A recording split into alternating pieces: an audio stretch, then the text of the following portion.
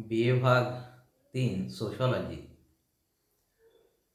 Paper क्रमांक 7 semester क्रमांक 5 पेपरचं टायटल आहे वेस्टर्न सोशॉलॉजिकल थिंकर्स पाश्चात्य समाजशास्त्रीय विचारवंत.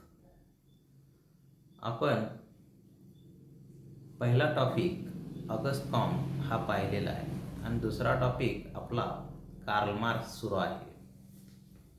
कार्ल मार्क्सचा काही भाग झालेला आहे. पहिला भाग डायलेक्टिकल मटेरियलिझम म्हणजेच द्वंद्वात्मक भौतिकवाद किंवा विरोध विकासवाद, आणि हा दुसरा सब टॉपिक आहे वर्ग संघर्षाचा सिद्धांत. त्या वर्ग संघर्षाच्या सिद्धांतावर आपण भाष्य करणार आहोत किंवा चर्चा करणार आहोत. मार्क्सचा हा वर्ग संघर्षाचा सिद्धांत अतिशय गाजलेला आहे किंवा तो जगामध्ये महत्त्वपूर्ण ठरलेला आहे. त्याचं कारण असं आहे की त्यानं भौतिकवादाशी किंवा समाजातील सर्व वास्तव गोष्टीशी निगडीत त्यानं हा सिद्धांत किंवा त्याची जी विचारसरणी आहे ती भौतिकतेशी किंवा निसर्गाशी किंवा मालकी हक्कांशी किंवा उत्पादन व्यवस्थेशी पद्धतीशी निगडीत आहे आणि म्हणून हा सिद्धांत महत्त्वपूर्ण आहे. त्याचा हा सिद्धांत समाजाच्या रचनेशी निगडीत आहे. उत्पादन प्रक्रियेतून दोन वर्ग उदयास येतात किंवा निर्माण होतात आणि ते वर्ग असे असतात की ज्यांच्याकडे आहे रे आणि नाही रे, म्हणजे ज्यांच्याकडे संपत्ती आहे आणि ज्यांच्याकडे संपत्ती नाही, असे हे वर्ग असतात. आणि हे वर्ग उदयाला आल्यानंतर त्यांच्यामध्ये संघर्ष होतो. या तत्वावर किंवा या गोष्टीवर हा संपूर्ण या सिद्धांताचं वर्गीकरण त्याने केलेलं आहे.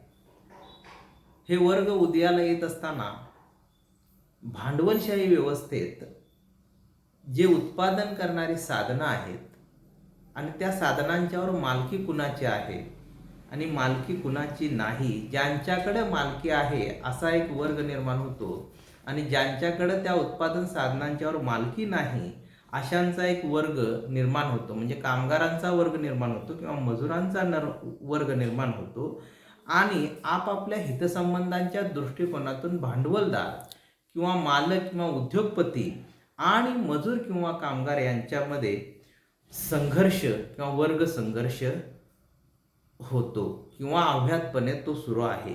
इतिहासामध्ये तो म्हणतो की इतिहासामध्ये असा वर्ग संघर्ष भरलेला तुम्हाला दिसून येतो. हे स्पष्ट करत असताना ज्या काही सामाजिक संस्था अस्तित्वात आलेल्या आहेत किंवा त्या निर्माण झालेल्या आहेत त्यांचा संबंध त्यानं आर्थिक गोष्टीशी किंवा आर्थिक बाबीशी निगडीत केलेल्या आहेत. आणि तो म्हणतो, हे स्पष्ट करताना तो म्हणतो, काही संस्था म्हणण्यापेक्षा समाजातील सर्व सामाजिक संस्था म्हणजे काय तर विधी संस्था, धर्मसंस्था, जाती संस्था, अशा ज्या काही संस्था आहेत या सामाजिक संस्था समाजाची संरचना आहे किंवा समाजाच्या संरचनेमध्ये या संस्था इन्क्लूड होतात. आणि मग या संस्थेमध्ये सुद्धा त्यानं ह्या संस्था आर्थिक बाबीभोवती किंवा आर्थिक गोष्टीभोवती कशा गुरफटलेल्या आहेत किंवा कशा त्या केंद्रित झालेल्या आहेत हे त्यानं सांगण्याचा प्रयत्न केलेला आहे. आता विधी संस्थेमध्ये सुद्धा ही विधी संस्था जी काही समाजामध्ये असते इथं ही पैशाचा किंवा आर्थिक बाबीचा आर्थिक घटकाचा संबंध येतो. धर्मसंस्था आहे, धर्मसंस्थेमध्ये सुद्धा आर्थिक गोष्टीचा संबंध येतो. कुटुंब संस्था आहे, कुटुंब संस्था कुटुंबामधले सदस्य काही आर्थिक प्राप्ती करतात किंवा आर्थिक क्रिया करतात किंवा कुटुंब या घटकामध्ये सामाजिक संस्थेमध्ये काही गोष्टी आर्थिक गोष्टीभोवती आर्थिक बाबीभोवती कुटुंब संस्था सुद्धा गुरफटलेली किंवा केंद्रित झालेली दिसून येते. विवाह संस्था सुद्धा तुम्हाला माहीत आहे की पहिल्यांदा ज्यावेळी प्राचीन काळामध्ये किंवा त्यानंतर ज्यावेळी मानवाला काही गोष्टी म्हणजे ज्या नव्यानं काही गोष्टी त्यानं शिकला आणि काही गोष्टी कम्युनिकेशन केल्या आणि त्यामध्ये पहिला ग्रुप मॅरेज, त्यानंतर पॉलिंड्री पॉलिगमी सिस्टम, एक विवाह पद्धत. मग ह्या ज्यावेळी तुम्ही विवाह संस्थेचा इतिहास बघता त्यावेळी सुद्धा तिचा आर्थिक संबंध किंवा आर्थिक घटकाभोवती ही केंद्रित झालेली विवाह संस्था आहे हे दिसून येते. आज सुद्धा तुम्ही समाजात बघितला तर हुंडा देणं आणि घेणं ही पद्धत आहे. ट्रायबल कम्युनिटीमध्ये सुद्धा तुम्ही विचार केला तर क्रयविवाह, सेवा विवाह, विनिमय विवाह अशासारख्या म्हणजे वधूमूल्यावर आधारित असणाऱ्या प्रथा म्हणजे विवाह संस्थेचा तुम्ही विचार करता, इतिहासापासून जर काही विवाह संस्थेचा विचार केला, ऐतिहासिक पातळीवर जरी विचार केला तरी आर्थिक घटकाभोवती किंवा बाबीभोवती या विवाह संस्था केंद्रित झालेल्या आहेत आणि ह्या सगळ्या सामाजिक संस्था ही समाजाची संरचना आहे असं मार्क्स म्हणतो.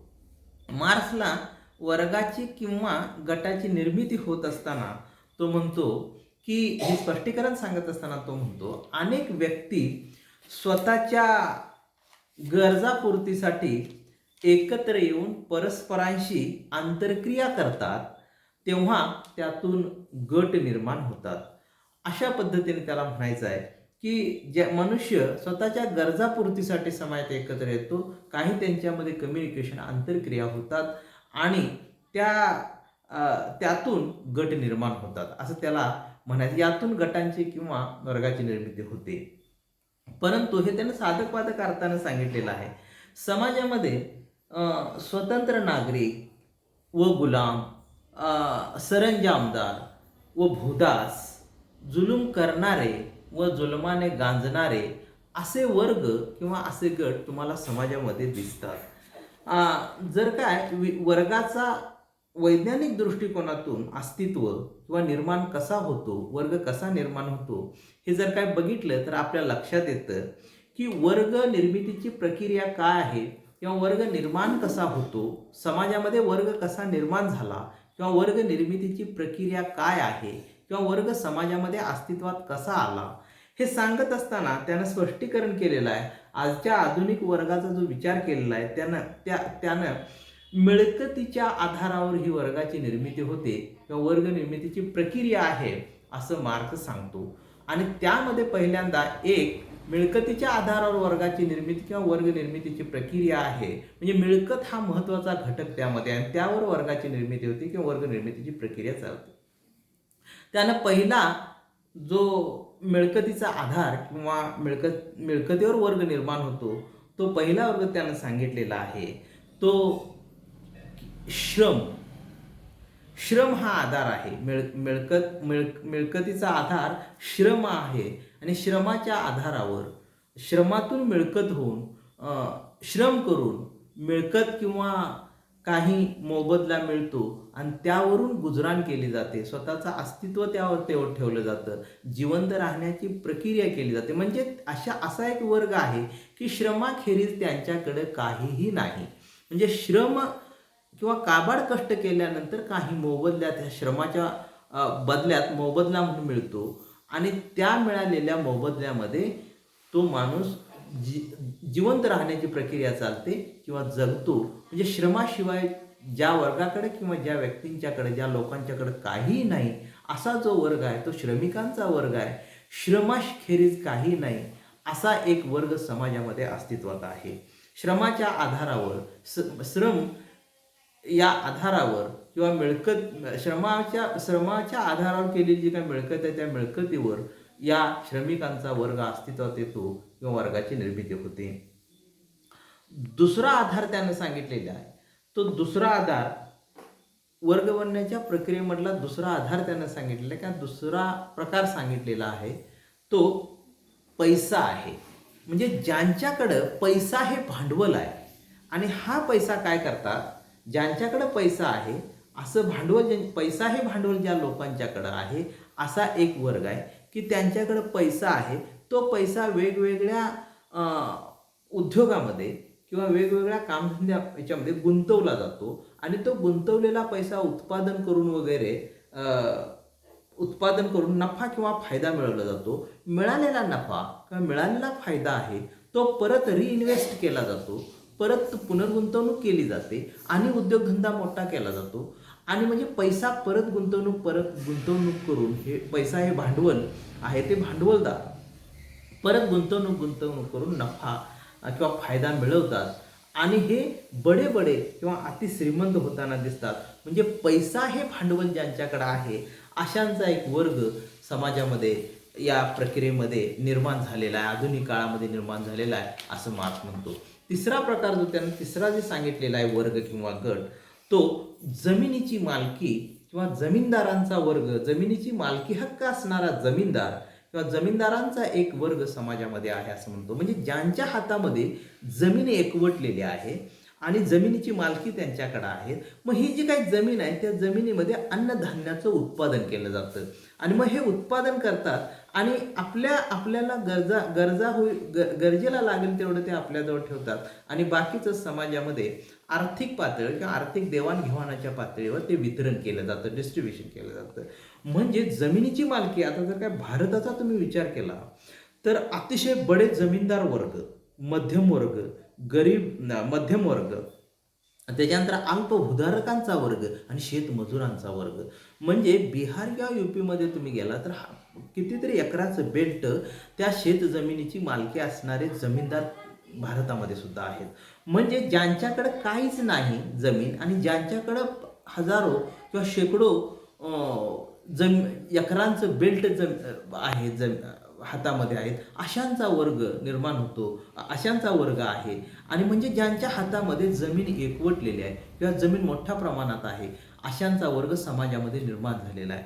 आणि मग यांचं जे काय आर्थिक उत्पादन आहे ते अन्नधान्याच्या पातळीवर आहे.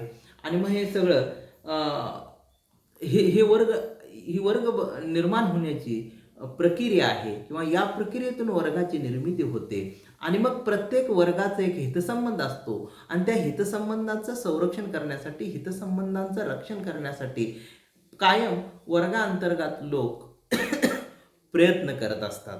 आणि मग प्रत्येकाचं हितसंबंध हे भिन्न भिन्न असल्यामुळं हा वर्ग संघर्ष अव्याहतपणे चालू राहतो. यांच्या आपल्या हितसंबंधाच्या जोपासनेसाठी किंवा अवलंबनासाठी वर्ग संघर्ष सुरू होतो. हे वर्गाची निर्मिती आहे. मग प्रत्येक मनुष्य समाजामध्ये गरजा भागवण्यासाठी त्यानं सांगितलेलं आहे, पुढं जाऊन त्यानं सांगितलेलं आहे की समाजाच्या गरजा जर भागायच्या असतील, गरजा पूर्ण व्हायच्या असतील तर प्रत्येक व्यक्तीनं कामधंदा करणं आवश्यक आहे. म्हणजेच समाजामध्ये श्रम विभाजनाची प्रक्रिया आहे आणि म्हणून या श्रम विभाजनाच्या प्रक्रियेतून समाजाच्या गरजा पूर्ण होतात किंवा व्यक्तींच्या गरजा पूर्ण होतात. आणि म्हणून त्यानं काही वर्ग श्रम विभाजनाचं तत्व किंवा प्रक्रिया ही सांगितलेली आहे. एक पुढारी वितरण किंवा वर्तमानपत्र वितरण करणारा लोक असतो, शेत जमिनीत मजूर म्हणून श्रमिकांचा एक वर्ग असतो किंवा श्रमिक असतात, उद्योगधंद्यांच्या मध्ये किंवा इंडस्ट्रीमध्ये काम करणारे कामगार असतात. आणि मग या कामगारांच्या पासून उद्योगधंद्यातील कामगारांपासून शेती मजूर किंवा शेतीवर काम करणारे जे काही मजूर आहेत त्यांचं संबंध वेगळं. म्हणजे अशा पद्धतीनं मायक्रो पातळीवर हे समाजामध्ये श्रम विभाजनाचं तत्व दिसून येतं. आणि मग या शेतमजुरांच्या पासून हे इंडस्ट्रीमध्ये काम करणारे कामगार वेगळे, वर्तमान पेपराचं डिस्ट्रीब्युशन करणारे कामगार वेगळे, हे बाकीचे स्वच्छता विभागामध्ये काम करणारे वेगळे. म्हणजे असं समाजामध्ये श्रम विभाजनाचं तत्व, श्रम विभाजनाच्या प्रक्रियेतून हे सगळं गोष्टी कार्यान्वित झालेल्या दिसून येतात. काही हे सांगत असताना, स्पष्ट करत असताना तो म्हणतो की वर्ग सिद्धांतातील काही महत्त्वपूर्ण बाबी त्यानं सांगण्याचा प्रयत्न केलेला आहे. आणि मग ते सांगत असताना, स्पष्टीकरण करत असताना तो म्हणतो पहिल्यांदा, किंवा एक असं म्हणू आपण त्याला, तर कामगार वर्गाचा उदय होतो. कामगार वर्गाचा उदय होतो या वर्ग संघर्षातल्या काही बाबींचं स्पष्टीकरण करत असताना किंवा सिद्धांताचं महत्त्वपूर्ण काही या वर्ग सिद्धांतातील, या वर्ग संघर्षाच्या सिद्धांतातील काही महत्त्वपूर्ण बाबी किंवा घटक सांगत असताना तो म्हणतो की पहिल्यांदा, किंवा एक असं म्हणू आपण त्याला, कामगार वर्गाचा उदय होतो. म्हणजे भांडवलशाहीमध्ये मोठमोठे उद्योगधंदे निर्माण होतात आणि उत्पादनाच्या प्रक्रियेवर किंवा उत्पादनांच्या साधनावर या भांडवलदारांचा किंवा उद्योगपतींचा मालकी असते. आणि मग त्यांचा एक वर्ग निर्माण होतो आणि त्यांची संघटना तयार होते. आणि दुसऱ्या बाजूला त्या उद्योगधंद्यामध्ये किंवा त्या इंडस्ट्रीमध्ये काम करणारे काही कामगार असतात आणि त्या कामगारांचा एक वर्ग निर्माण होतो आणि मग भांडवलदार किंवा उद्योगपती किंवा मालक आणि कामगार किंवा श्रमिक यांच्यामध्ये वर्ग संघर्ष चालतो. म्हणजे कामगार वर्गाचा उदय या आधुनिक काळामध्ये भांडवलशाही व्यवस्थेमध्ये, उत्पादन व्यवस्थेमध्ये झालेला दिसून येतो असं मार्क्स म्हणतो. दुसरा घटक किंवा दुसरी बाब त्याला यामधली सांगायची आहे की संपत्तीचं महत्त्व आहे. हे संपत्तीचं महत्त्व प्रत्येक व्यक्तीच्या दृष्टिकोनातून आहे आणि हे त्याला सांगायचं आहे. उत्पादनांच्या साधनांवर, या भांडवलशाहीमध्ये उत्पादनांच्या साधनावर ज्यांची मालकी असते त्या व्यक्तींना समाजामध्ये मानाचं स्थान असतं किंवा प्रतिष्ठा असते किंवा दर्जा असतो. आणि मग ज्यांच्याकडे संपत्ती नाही, जे श्रमिक आहेत, ज्यांच्याकडे त्या उत्पादन साधनांच्यावर मालकी हक्क नाही, अशांना समाजामध्ये दर्जा किंवा स्थान नाही आणि म्हणून संपत्तीचं महत्त्व समाजामध्ये आहे. या मालकी हक्कावरून, म्हणजे ज्यांच्याकडे उत्पादन साधनांच्यावर मालकी आहे आणि ज्यांच्याकडे या उत्पादन साधनांच्यावर मालकी नाही, यांच्यामध्ये नफ्याच्या दृष्टिकोनातून किंवा पिळवणुकीच्या दृष्टिकोनातून किंवा एक्सप्लॉयटेशनच्या दृष्टिकोनातून विषमता वाढीला लागते. कारण यांच्याकडे जे पैसे आहेत ते पैसे कामगारांना कमी मिळतात आणि मग विषमता, श्रीमंत वर्ग श्रीमंतच होत जातो, गरीब वर्ग गरीबच होत जातो. समाजामध्ये अशा पातळीवर विषमता निर्माण होते आणि या विषमतेतून काय होतं, कामगार आणि मालक किंवा उद्योगपती किंवा भांडवलदार यांच्यामध्ये संघर्ष होतो असं मार्क्स म्हणतो. तिसरी बाब किंवा तिसरा घटक त्यानं सांगितलेला आहे की समाजामध्ये, या भांडवलशाही व्यवस्थेमध्ये दारिद्र्यात वाढ होते. काय म्हणतो, दारिद्र्यात वाढ होते.